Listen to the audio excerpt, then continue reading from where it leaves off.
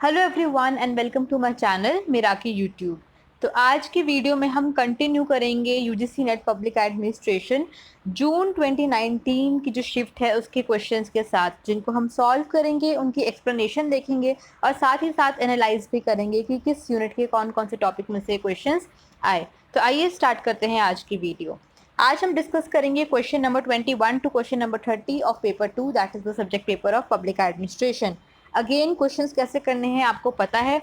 पहले आप कोशिश करेंगे खुद सॉल्व करने की, आपको आता है वेल एंड गुड, नहीं आता है तो आप कोशिश करेंगे एक इंटेलिजेंट गेस मारने की, और अगर आपसे वो भी नहीं हो रही है तो उसके बाद आप आंसर देख सकते हैं। ठीक है जी, तो आइए स्टार्ट करते हैं। Now the first question for today, that is question number 21 is which of the following is not a reason behind the adoption of parliamentary democracy in India?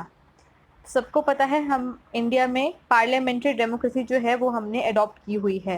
तो जो आपको ऑप्शंस दिए हुए हैं उनमें से कौन सा ऑप्शन एक कारण नहीं है पार्लियामेंट्री डेमोक्रेसी को अडॉप्ट करने का। अब ऑप्शंस देखते हैं। Option number 1 is past experience, number 2 simplicity of the system, number 3 need for a strong centre with divided authority, and number 4 can represent multi cultural multi ethnic society.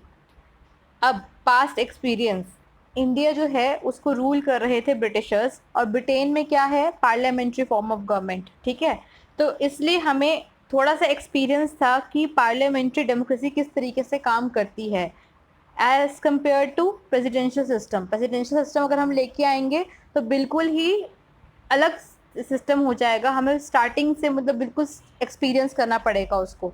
तो past experience रहा हमारा parliamentary democracy में, which is correct. Second है simplicity of the system, कि parliamentary जो system है वो काफ़ी सिंपल है in comparison to presidential system. ये भी कुछ हद तक सही है, बाकी देखते हैं आगे ऑप्शंस क्या है। Third is need for a strong centre with divided authority. ध्यान से पढ़िए, need for a strong centre with divided authority. Strong centre और डिवाइडेड अथॉरिटी, क्या आपको नहीं लग रहा कि ये आपस में कॉन्ट्राडिक्ट कर रहे हैं एक दूसरे को? अगर सेंटर स्ट्रॉन्ग है तो उसकी अथॉरिटी डिवाइडेड कैसे होगी? ठीक है, तो मतलब डिवाइडेड ठीक था, अथॉरिटी बहुत स्ट्रॉन्ग वर्ड है। पावर को आप डिवाइड कर सकते हैं, पर यहाँ पे अथॉरिटी जो कि स्ट्रॉन्ग वर्ड है दैट इज बीइंग यूज्ड, तो ये स्टेटमेंट यहाँ पर गलत है। And last is can represent multi cultural multi ethic society, this is correct. क्यों? क्योंकि यहाँ पर काउंसिल ऑफ मिनिस्टर्स होता है, हमारा कैबिनेट सिस्टम होता है। कैबिनेट में एक कोई मिनिस्टर नहीं है, बहुत सारे लोग हैं जो कि अलग अलग सेक्शन से आ रहे हैं। तो आपके अलग अलग कल्चर्स, अलग अलग सेक्शंस जो हैं वो रिप्रेजेंट हो रहे हैं सेंट्रल लेवल पे, तो दिस इज ऑल्सो करेक्ट। तो यहाँ पे जो स्टेटमेंट है जो सही नहीं है that is option number 3। Now ठीक है जी, ऑप्शन नंबर 3 क्वेश्चन कहाँ से है? Unit 3 Indian administration, topic is parliamentary features और यूनियन गवर्नमेंट। हालांकि ये कोई फीचर पे क्वेश्चन नहीं है, ये बेसिकली रीज़न पूछा गया है कि पार्लियामेंट्री डेमोक्रेसी हमने क्यों अडॉप्ट करी। लेकिन जब हम फीचर्स पढ़ते हैं तो उससे पहले हम पार्लियामेंट्री सिस्टम के बारे में जानेंगे और वहाँ पे आएगा। और अगर आप वहाँ पे नहीं लेते हैं तो उसको यूनियन गवर्नमेंट की जब हम बात करेंगे तो फॉर्म ऑफ गवर्नमेंट की बात करेंगे, तो वहाँ से भी हम कह सकते हैं कि क्वेश्चन ये लिया जा सकता है। Now the next question is match list 1 with list 2। तो आपको एक तरफ आर्टिकल्स दिए हुए हैं और एक तरफ उसके कुछ प्रोविजंस दिए हुए हैं, आपने मैच करना है। नाउ लिस्ट 1 देखते हैं, ऑप्शंस में है article 75(1)(a), article 75(2), article 75(3), article 75(5). ठीक है, मतलब काफ़ी क्लोज आर्टिकल्स पूछे हैं, दूर दूर नहीं है कि आप गेस मार लेंगे आपने याद किया, काफ़ी क्लोज हैं। मतलब इनका जो मेन थीम होगी वो एक ही होगी, एक ही टॉपिक से ये सारे आर्टिकल्स लिए गए हैं। नाउ लिस्ट 2 प्रोविजंस देखते हैं। 1, a person who is not qualified to become a minister, to become a member of a house cannot be appointed a minister। तो यहाँ पे जो बात हो रही है हम कह सकते हैं एलिजिबिलिटी की हो रही है। ठीक है, कि एक अगर कोई पर्सन है जो एक हाउस का मेंबर नहीं बन सकता, ही cannot be appointed a minister, वो मिनिस्टर अपॉइंट नहीं हो सकते हैं। तो यहाँ पे एलिजिबिलिटी की बात हो रही है, ये हमें पता लग गया। Second is ministers shell hold office during the pleasure of the president. तो यहाँ पे उनकी अपॉइंटमेंट की हम कह सकते हैं बात हो रही है that they shall hold office during the pleasure of the president. Next is the COM, that is council of ministers, shall be collectively responsible to the house of people. तो ये रिस्पॉन्सिबल किसको होंगे? House of people. House of people कौन सा है? लोकसभा को responsible होंगे collectively. Last is total number of ministers shall not exceed 15% of the total number of members of the house of the people। तो जो हमारे मिनिस्टर्स हैं उनकी जो स्ट्रेंथ है वो हाउस ऑफ पीपल, लोकसभा के जो मेंबर्स हैं उसके 15% से ज़्यादा नहीं होगी। किसकी स्ट्रेंथ? मिनिस्टर्स की स्ट्रेंथ। तो ये किस तरीके की बात हो गई? ये कॉम्पोजिशन की बात कर रहे हैं, ठीक है। हम बोल सकते हैं कि जो स्टेटमेंट है it is telling about the composition, right. अब हम देखते हैं, अब देखिए या तो आपको ये क्वेश्चन के एग्जैक्ट आर्टिकल्स याद हो, जो कि मुश्किल है, ठीक है, क्योंकि आर्टिकल्स जो है वो बहुत क्लोज हैं। आपसे क्लॉजेस पूछे हुए हैं single article, that is article number 75 के। अगर आपको वो नहीं आते हैं तो आप थोड़ा सा इंटेलिजेंट गेस मारेंगे, ऑप्शंस को देखेंगे ध्यान से। अब समझ आ रहा है कि जो ये प्रोविजंस हैं किससे डील कर रहे हैं? काउंसिल ऑफ मिनिस्टर्स से आपके जो है ये प्रोविजंस डील कर रहे हैं। अब आप ही बताइए, अगर आप काउंसिल ऑफ मिनिस्टर की बात करेंगे तो सबसे पहले उनकी कॉम्पोजिशन देंगे, या उनकी अपॉइंटमेंट देंगे, या उनकी एलिजिबिलिटी देंगे? ठीक है, सबसे पहले हम बताएंगे कॉम्पोजिशन के बारे में। पहले बताएंगे कि काउंसिल ऑफ मिनिस्टर्स है क्या, उसके बाद वो क्या होगा, ठीक है। तो इस हिसाब से अगर हम लॉजिक के हिसाब से देखें कि हम सबसे पहले किसकी बात करेंगे? कॉम्पोजिशन की बात करेंगे। तो कॉम्पोजिशन की बात हो रही है आपके लिस्ट 2 के 4th पॉइंट में, ठीक है। तो इस हिसाब से ए का ऑप्शन होना चाहिए 75(1) ए का होगा ऑप्शन नंबर 4। अब देखिए कोड्स के अंदर कहाँ पे है ए का 4? ऑप्शन नंबर 2 में है ए का 4, ठीक है।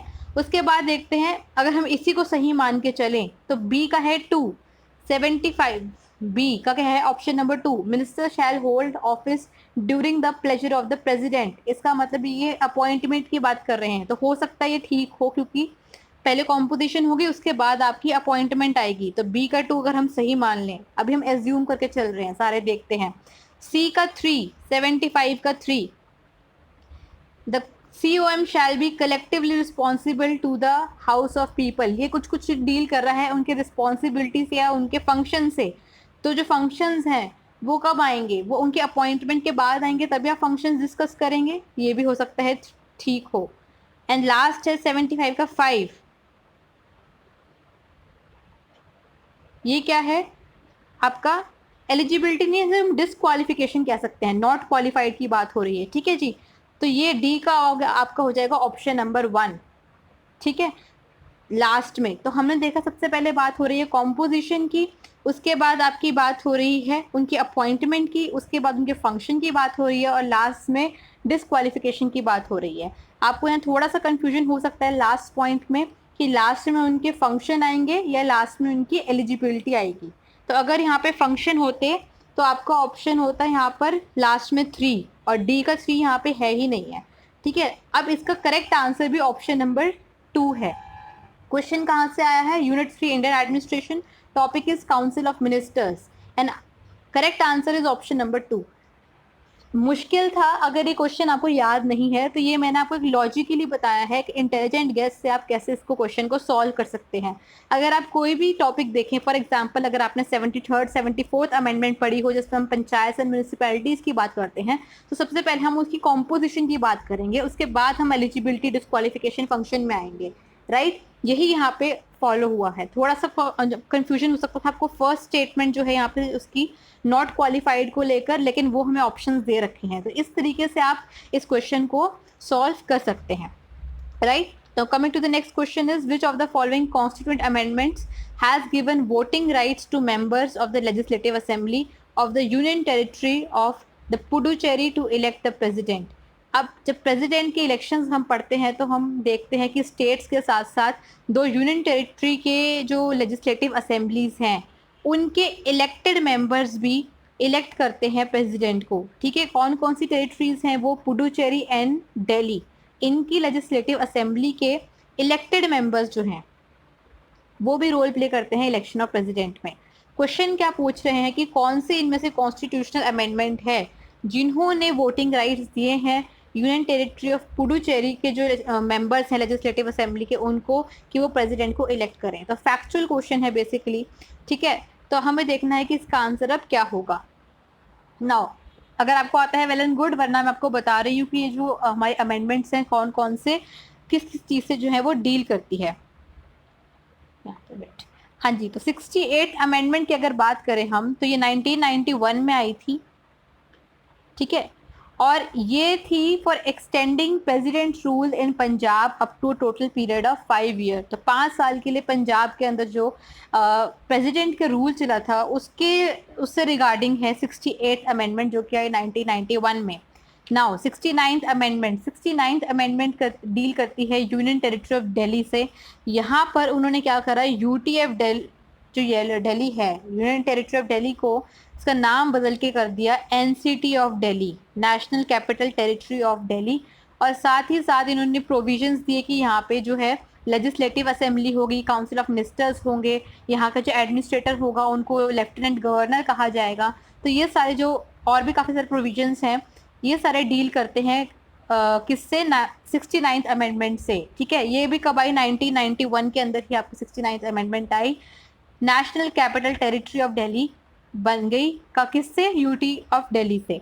70th अमेंडमेंट जो है वो डील करती है, आपको जो क्वेश्चन में पूछा है, वोटिंग राइट्स देती है legislative assembly of Puducherry as well as Delhi, NCT of Delhi, दोनों के लिए ही ये है, ठीक है। ऐसा नहीं कि दिल्ली के लिए कोई और अलग से आपके अमेंडमेंट है, दोनों के लिए ये अमेंडमेंट है जो इन दोनों को राइट देती है की जो लेजिस्लेटिव असेंबली के इलेक्टेड मेंबर्स हैं वो प्रेसिडेंट के इलेक्शन में पार्टिसिपेट कर सकते हैं।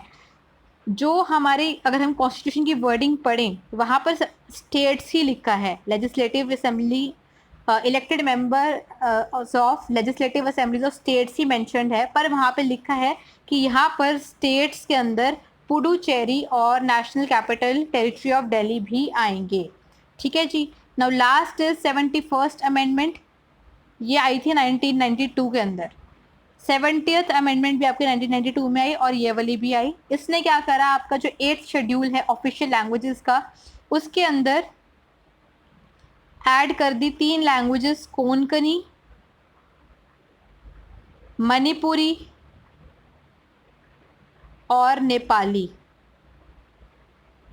कोंकणी लैंग्वेज, मणिपुरी लैंग्वेज और नेपाली लैंग्वेज जो थी, ये 3 लैंग्वेजेस 71st अमेंडमेंट में ऐड करी गई। तो आपको यहाँ से पता लग गया है कि आपका जो आंसर है वो क्या है, ऑप्शन नंबर 3 70th अमेंडमेंट। यहाँ पर एक और बात मैं आपको बता दूं, जो पुडुचेरी है वो आपके कॉन्स्टिट्यूशन के आर्टिकल 239A के अंदर आता है, 239A, ठीक है। आर्टिकल 239A जो है वो डील करता है administration of union territories, article 239, और उसके अंदर 239A जो है वो डील करता है पौंडीचेरी, जिसका न्यू नेम है पुडुचेरी से। जो हमारा दिल्ली है यूनियन टेरिटरी के तौर पे, वो आता है आर्टिकल 239AA, मतलब डबल ए, राइट। तो ये कुछ थे एडिशनल फैक्ट्स इस क्वेश्चन से related. Now coming to the next question आपको मैंने बता दिया इंडियन एडमिनिस्ट्रेशन से आया है, टॉपिक इज प्रेसिडेंट, प्रेसिडेंट की इलेक्शन से क्वेश्चन है। थोड़ा डेप्थ में जाके क्वेश्चन पूछा है, कुछ लोग इसको इग्नोर भी कर देते हैं फैक्ट को, and correct answer is 70th amendment.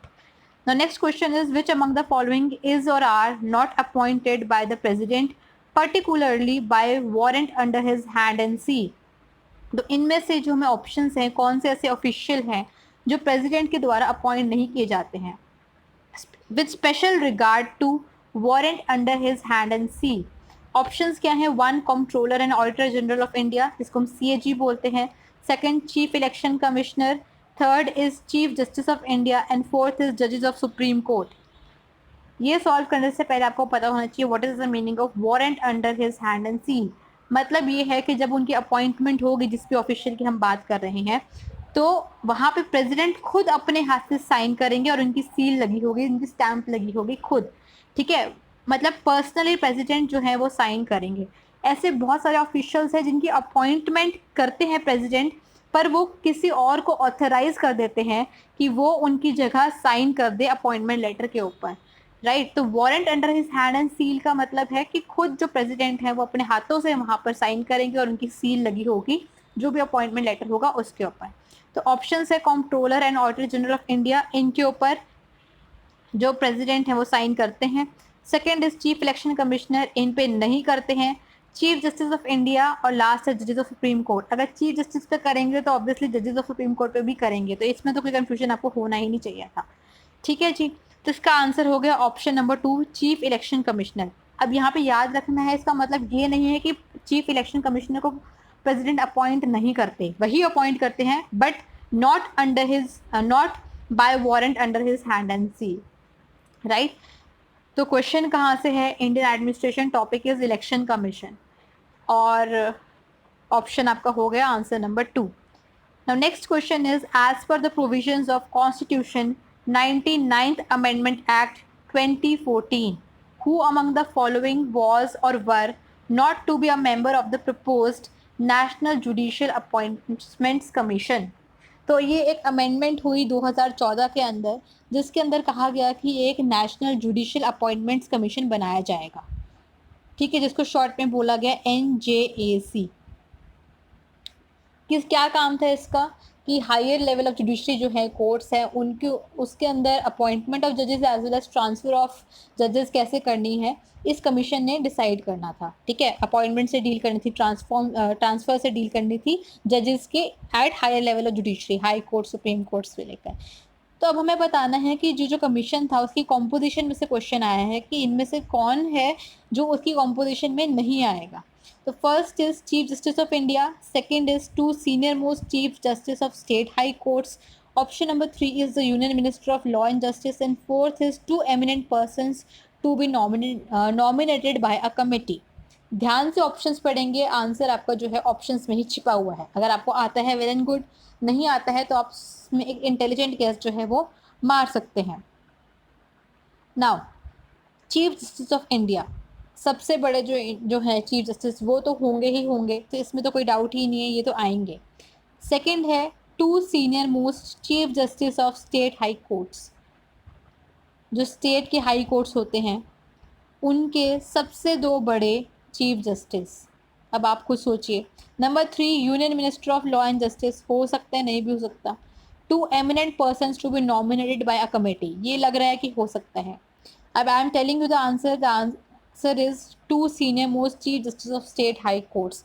अब इतने सारे आपके यहाँ पे हाई कोर्ट्स हैं, तो क्या उनके चीफ जस्टिस 2 सीनियर मोस्ट, आपको क्या लगता है कि इतने सारे स्टेट्स के, ऑलमोस्ट हर स्टेट का अपना एक हाई कोर्ट है, जिनके नहीं है वो कुछ हमारे जॉइंट भी हैं, मतलब काफ़ी सारे नंबर ऑफ हाई कोर्ट्स हमारे यहाँ पे हैं, स्टेट हाई कोर्ट्स। तो आपको क्या लगता है कि सबकी हम एजेस देखेंगे कि सीनियर मोस्ट कौन से हैं? मतलब नहीं, कॉमन सेंस नहीं बन रही है। ठीक है, अगर होता सुप्रीम कोर्ट के 2 सीनियर मोस्ट जजेस तो ये एक सेंस बन रही थी, लेकिन जो हाई कोर्ट्स हैं वो कितने सारे हैं, आप उनको कैसे कंपेयर करेंगे, सबको आपस में कंपेयर करेंगे, तो ये लॉजिकल बात जो है आपको नहीं लग रही है। तो ये आपका जो आंसर है ये ऑप्शन नंबर 2 है, मतलब कि NJAC की जो कॉम्पोजिशन थी उसके अंदर ये नहीं होंगे। अब मैं आपको बताती हूँ कि इसकी एग्जैक्ट कॉम्पोजिशन क्या थी। जो आपका NJAC था उसके हिसाब से इसमें 6 मेंबर्स होने थे, 6 मेंबर्स। ये कौन कौन है? एक तो आपके हो गए चीफ जस्टिस ऑफ इंडिया, ठीक है जी। सेकंड हो गए आपके union minister of law and justice, ठीक है जी। उसके बाद हैं 2 सीनियर मोस्ट जजेस of supreme court, 2 senior most जजेस of supreme court after chief justice of India, ठीक है। तो चीफ जस्टिस ऑफ इंडिया सबसे बड़े होते हैं, उनके बाद जो सीनियर मोस्ट जजेस हैं सुप्रीम कोर्ट के वो, तो ये आपके कितने हो गए? 4 लोग आपके ये हो गए, और बाकी 2 थे 2 eminent persons to be nominated by a committee. तो एक कमेटी बननी थी और वो 2 एमिनेंट लोगों को उन्होंने बताना था, वो 2 जो लोग थे, सिलेक्टेड लोग थे, वो NJAC के मेंबर होने थे। अब ये कमेटी में कौन कौन आना था, इस कमेटी में कौन कौन होगा जो इनको अपॉइंट करेगा? 1 prime minister of India, second chief justice of India, and third is leader of opposition, ठीक है जी, leader of opposition. Now you will notice कि मैं बार बार पास्ट टेंस यूज कर रही हूँ कि ये जो बॉडी थी या उस कमेटी में कौन कौन होने थे। वाई? बिकॉज 2015 के अंदर ये जो आपका एक्ट था ये रिपील कर दिया गया। It was declared ultra vires unconstitutional by the supreme court of India, ठीक है। तो उनको कहना था कि ये जो हमारा सिस्टम है NJAC का, इसके अंदर एक तरीके से आप कह सकते हैं कि इंटरप्शन रहेगा किसका, लेजिस्लेचर का। ठीक है, आप देख सकते हैं लेजिस्लेचर का यहाँ पे एक इंटरप्शन रहेगा, और ये नहीं चाहते थे कि कोई भी अनड्यू फेवर हो जुडिशरी के ऊपर। ठीक है, कोई एहसान मार के किसी को कुछ, मतलब सिस्टम फेयर ना रहे, किसी को आप अपॉइंट कर दें और बाद में वो फिर सिस्टम जो है जुडिशरी फेयर ना रहे, इसलिए इसको अनकॉन्स्टिट्यूशनल डिक्लेयर कर दिया गया। और ये जो आपका एक्ट है, अमेंडमेंट जो है, ये रिपील कर दी गई। तो अब एनजेएसी कुछ नहीं है, पहले जो था कॉलेजियल सिस्टम था अपॉइंटमेंट, वही उसको रिस्टोर कर दिया गया है, कॉलेजियल सिस्टम। ठीक है जी, उसी को रिस्टोर कर दिया गया है। डिटेल में आप पढ़ सकते हैं। तो करेक्ट आंसर हो गया आपको ऑप्शन नंबर 2, क्योंकि हमें बताना था कि नॉट कौन से मेंबर नहीं होंगे।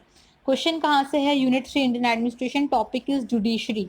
One thing I am liking about this June shift is कि यहाँ पे जो क्वेश्चंस हैं वो बहुत अरेंज्ड हैं। जब हमने फर्स्ट 10 क्वेश्चंस करे वो फर्स्ट यूनिट में से थे, एक दो को छोड़कर। सेकंड जो थे वो सेकंड यूनिट में से थे, और आज जो हम क्वेश्चन कर रहे हैं वो थर्ड यूनिट में से है। हो सकता है कि मेरे पास जो सेट आया हो उसमें अरेंज्ड हो, क्योंकि अलग अलग सेट्स होते हैं, उसके अंदर वो जो क्वेश्चन होते हैं वो ऊपर नीचे किए होते हैं, right. Now, next question is which among the following is not correctly matched regarding the common grievances against administration? तो एक तरफ आपको कुछ grievances दे रखी हैं, शिकायतें दे रखी हैं एडमिनिस्ट्रेशन के रिगार्डिंग, और दूसरी तरफ उनका मतलब है। तो आपने बताना है कि कौन सा सही से मैच्ड नहीं है।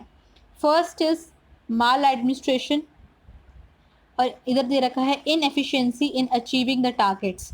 Second is discrimination, ignoring poor and uninfluential citizens' genuine complaint. Third is discourtesy, failure to attend to public complaints against administration. And last is fourth. Fourth is favoritism, doing or not doing things for obliging people in power or people who matter. अब पहला देखते हैं माल administration. माल का मतलब होता है already खराब, ठीक है, जहाँ पे कुछ सही नहीं है, फॉल्टी। तो फॉल्टी एडमिनिस्ट्रेशन, इनएफिशिएंसी जब होगी तो ये आपका सही है। ठीक है, मतलब मीनिंग मैच कर रहा है जो वर्ड है उससे। Second is discrimination. डिस्क्रिमिनेशन हमें पता है कब होती है, जब आप किसी को इग्नोर कर रहे हैं, भेदभाव कर रहे हैं। तो ignoring poor and uninfluential citizens, genuine complaint, उनकी कंप्लेंट जेन्युइन है, लेकिन क्योंकि वो या तो गरीब हैं या अनइन्फ्लुएंशियल हैं, एक हाई पोजीशन पे नहीं है, तो आप उनको इग्नोर कर रहे हैं उनकी कंप्लेंट को, तो ये भी सही है। Next is डिसकर्टसी। कर्टसी क्या होता है, एक मैनर्स, एटिकेट्स, पोलाइटनेस होना। तो डिसकर्टसी क्या हो जाएगा, जब आप मैनर्स फॉलो नहीं कर रहे हैं, आप एटिकेट्स आपके अच्छे नहीं हैं, या हम कह सकते हैं आप रूड हैं, ठीक है, पोलाइट नहीं है। तो failure to attend to public complaints against administration, ये इसका मतलब नहीं है। डिसकर्टसी का मतलब है you are not well mannered, you are rude. तो this is not correctly matched. And last is favouritism. Favouritism क्या होता है, जब हम पार्शियलिटी कर रहे हैं, तो किसी को ऑब्लाइज करने के लिए, ठीक है, आप या तो उसका काम कर रहे हैं, या फिर अगर वो चाहता है कोई काम ना हो तो उसकी बात मान रहे हैं, वो काम नहीं होने दे रहे हैं। ठीक है, तो या तो वो कोई पीपल इन पावर हैं जो पोजीशन पे है, या फिर जो आपके क्लोज हैं, जो आपको मैटर करते हैं, उनका आप ध्यान रखते हुए कोई काम कर रहे हैं या नहीं कर रहे, दैट इज कॉल्ड फेवरेटिज्म। तो ये भी ठीक है। तो आपका क्या हो जाएगा, ऑप्शन नंबर 3 डिसकर्टसी, जिसका मतलब होता है रूड। तो option number 3 is correct. And the question कहाँ से है, question is from unit 3 Indian administration, topic is citizen grievance redressal. अब आपका जो सिलेबस है वहाँ पे है सिटीजन ग्रीवेंस रिड्रेसल मैकेनिज्म, ठीक है, पर ये मैकेनिज्म नहीं है, ये बेसिक में से आया है, ग्रीवेंस से क्वेश्चन है आपका।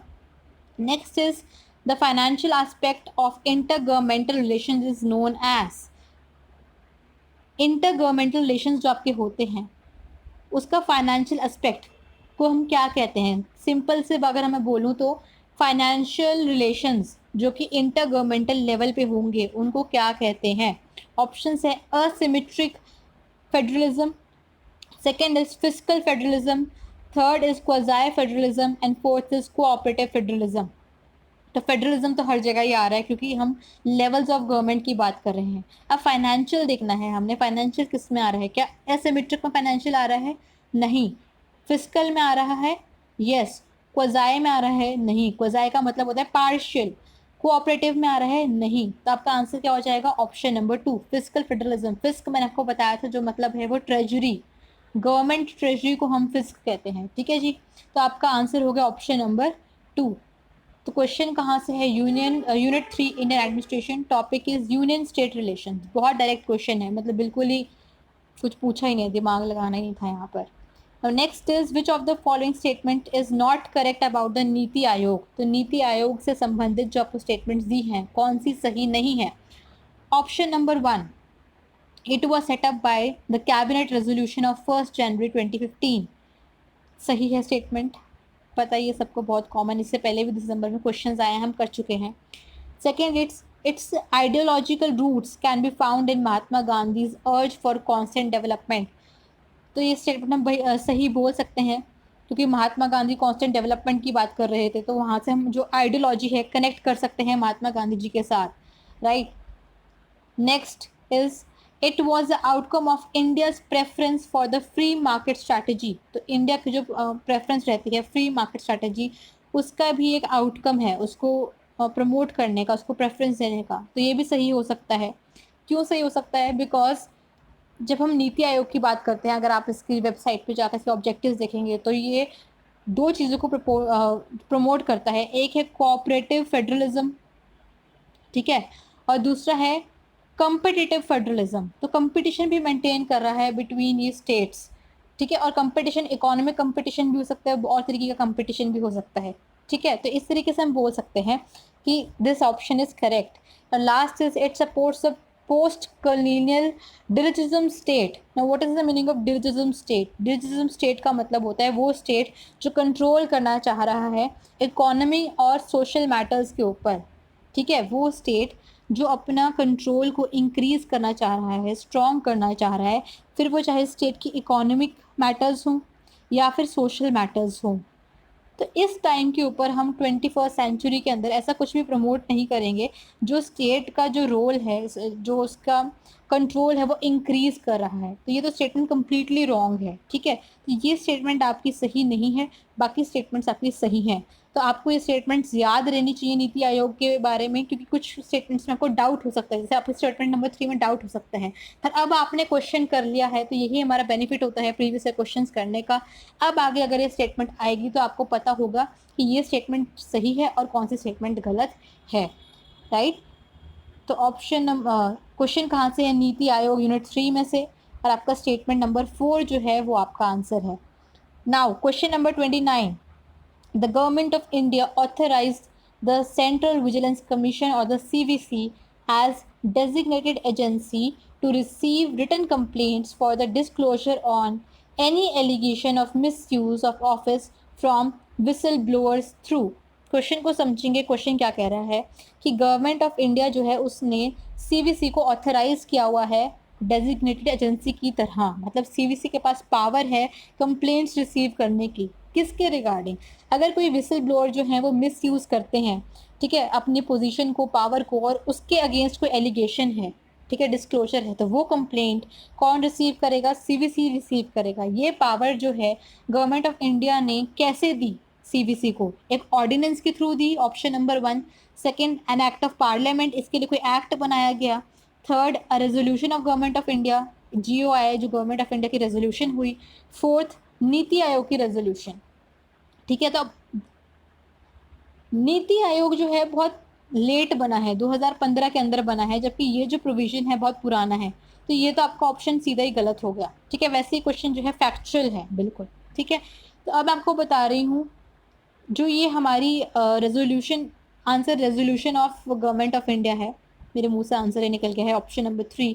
इसको विसल ब्लोअर्स रेजोल्यूशन भी कहा जाता है। विसल ब्लोअर्स रेजोल्यूशन शायद 2004 में आया था आई थिंक, और उसके ऊपर जो एक्ट बना, एक्ट भी बना लेकिन वो बाद में बना, ठीक है। सेम के ऊपर एक्ट बना, वो बना 2014 में, लेकिन उससे पहले जो आई थी जो प्रोविजन है वो एक रेजोल्यूशन आई जिसको हम विसल ब्लोअर रेजोल्यूशन भी बोलते हैं गवर्नमेंट ऑफ इंडिया का। तो आपका करेक्ट आंसर हो गया ऑप्शन नंबर 3। काफ़ी डिटेल में, डेप्थ में क्वेश्चन आया है, मतलब हर किसी को ये फैक्ट नहीं पता होता, बुक्स में कहीं कहीं पर है, हर किसी बुक में नहीं मेंशन्ड है। अगर आपके पास लक्ष्मीकांत की पॉलिटी की बुक है तो आप जो पॉलिटी वाला सेक्शन है, ये बॉडीज़ हैं, तो वहाँ से आप कवर करने की कोशिश कर सकते हैं, शायद आपको नेट पे भी उसका PDF मिल जाएगा। The question is from Indian administration, topic is Central Vigilance Commission, and answer is option number 3. Now the last question is, which of the following statement regarding using writ of certiorari is correct? तो हमारी writ होती है सर्शियोरारी, उसके regarding आपको is not correct, sorry, statements दी हैं, आपने बताना है कि कौन सी स्टेटमेंट जो है वो गलत है, सही नहीं है, रॉन्ग है, right. Now first is it is issued against a body vested with legal authority. Second is it does lie against a private individual. Third, it does not lie against a domestic tribunal having no statutory power. And fourth is the principles of natural justice should be observed. एक एक करके देखते हैं statements को. Now it is issued against a body wasted with legal authority. Legal authority जिसके पास होगी उस वही उसी बॉडी के अगेंस्ट ये जो है स्टेटमेंट, ये जो रिट है वो हम इशू कर सकते हैं. This statement is correct. ठीक है, जो मतलब जो लीगल दायरे में आएगा, जिसके पास पावर है, अथॉरिटी है लीगली, उसी के अगेंस्ट आप ये जो है रिट को इशू करवा सकते हैं या कर सकते हैं. तो ये करेक्ट है. सेकेंड है it does lie against a private individual. तो ये एक प्राइवेट इंडिविजुअल के अगेंस्ट भी लाई करती है, इसको इशू किया जा सकता है. क्या आपको लगता है स्टेटमेंट सही है? नहीं, क्योंकि जो प्राइवेट इंडिविजुअल होते हैं उनके पास अथॉरिटी ज़रूरी नहीं है कि लीगली हो. ठीक है, पब्लिक ऑफिशियल्स के पास जो अथॉरिटी होती है वो लीगली होती है. तो this statement is not correct, right. ज़रूरी नहीं है कि आप कोई इलीगल काम कर रहे हो, यहाँ पे ये मतलब नहीं है कि ये इलीगल काम कर रहे हैं, मतलब इनके पास जो अथॉरिटी है ज़रूरी नहीं है लीगली हो, और ये प्राइवेट इंडिविजुअल्स के अगेंस्ट हम इशू नहीं कर सकते हैं. Third is it does not lie against domestic tribunal having no statutory power. अब अगर उसके पास स्टैट्यूटरी पावर ही नहीं है तो आप उसके अगेंस्ट कैसे इशू करेंगे? ठीक है, तो ये स्टेटमेंट करेक्ट है. This does not lie. Last is the principles of natural justice should be observe. तो ये तो ऑब्वियस स्टेटमेंट है, कोई भी ऐसे नहीं बोलेगा कि ना प्रिंसिपल ऑफ नेचुरल जस्टिस आप ऑबे नहीं करिए, ऑब्जर्व नहीं करिए. तो ये तो ऑप्शन आपने ज़बरदस्ती हमें बना के दे रखा है. ठीक है, option just for the sake of option. तो यहाँ पे आपका आंसर क्या हो जाएगा? It does lie against a private individual. तो ये जो आपकी स्टेटमेंट है ये सही नहीं है, तो ऑप्शन नंबर 2 इज़ करेक्ट. सर्शोरारी एक रिट है, जो 5 रिट्स जो हमारी मेन होती हैं, habeas corpus, mandamus, prohibition, certiorari and quo warranto, उनमें से ये एक रिट है.